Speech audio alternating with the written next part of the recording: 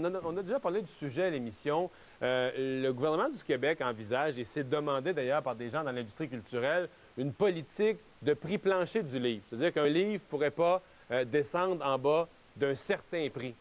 Ce qui est en jeu ici, donc, c'est la protection des petits libraires, des librairies de plus petite taille, versus, par exemple, on vient de parler de Walmart ou Costco ou d'autres qui présentent des livres et qui vont offrir des livres à très bas prix. L'Institut économique de Montréal s'est penché sur la question. Yuri Chassin, économiste, est avec moi. Bonjour, Yuri. Bonjour. La dernière fois qu'on s'était vu sur ce sujet-là, vous étiez sur les enjeux économiques. Là, vous vous êtes penché sur l'opinion publique. Que pense le consommateur québécois? Absolument. Puis c'est un sujet complexe. Hein? Donc, on avait fait une note économique. Puis on s'est dit, mais qu'en pensent les gens? Notamment parce qu'en Suisse, il y a un référendum qui avait été organisé sur cette question-là puis qui a été rejeté là, par les électeurs. Donc, le gouvernement proposait un prix plancher pour le livre. Exactement. Les électeurs ont battu ça. Exactement. Donc, ils voulaient garder leur livre à bon marché. Puis finalement, c'est ça. Puis ce qu'on constate, hein, donc on a posé une question en deux volets où finalement on faisait valoir et les bénéfices allégués, hein, par exemple par le lobby Nos livres à juste prix, qui milite pour le prix plancher, où on dit, bon... Le but étant la protection des petits libraires. Des petits libraires, exact. D'aider les petits libraires. Et par ailleurs, la conséquence qu'on avait démontrée dans notre économique, c'est-à-dire une hausse de prix du livre. Donc, on demandait aux gens, est-ce que vous êtes en accord avec une telle politique qui protège les petits libraires, mais qui aurait pour conséquence d'hausser les prix du livre? Et clairement, le rejet est très tranché. 65 des gens rejettent cette politique.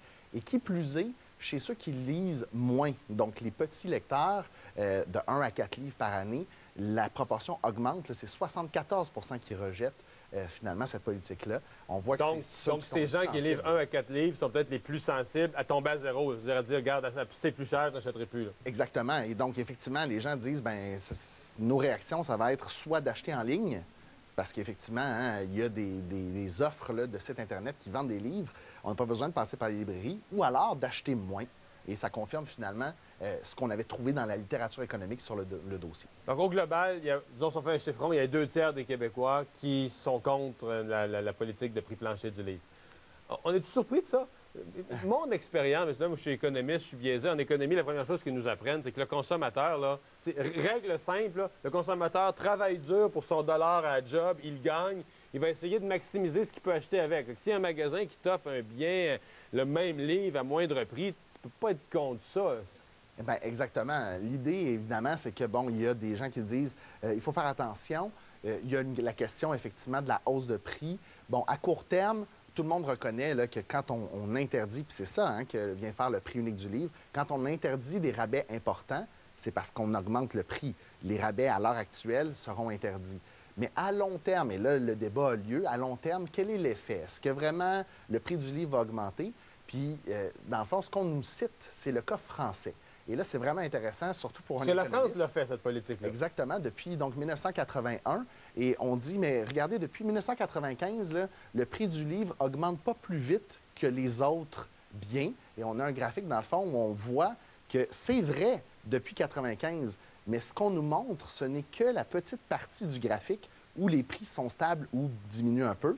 Alors qu'on voit que depuis 1981, depuis l'instauration finalement de la politique, il y a eu une longue montée des prix du livre qui montait beaucoup plus vite. Donc, ça s'est stabilisé. Donc, pendant, mettons, une quinzaine d'années, ça a augmenté en flèche.